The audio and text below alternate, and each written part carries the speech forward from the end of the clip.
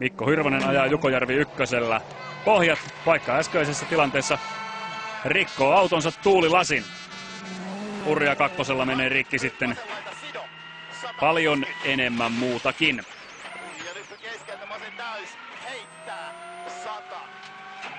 Hae oikein loiva ylilypy, heittää tarkka. Ja pitkä vasen loiva ylilypys sisältä heitto.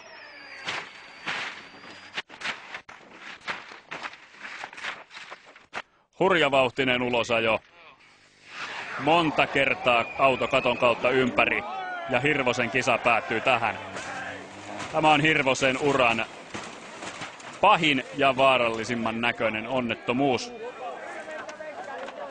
Mutta autokunta kömpii romusta ulos, vaikkakin hieman pyörällä päästään.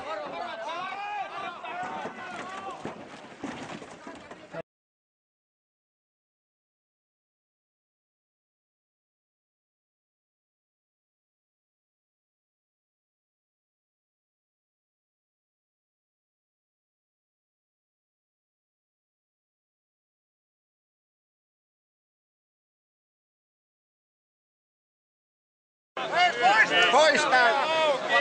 Pois!